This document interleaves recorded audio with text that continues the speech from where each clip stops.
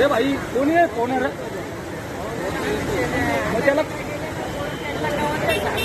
काय ना उडी मारायचं काय तो चालला तो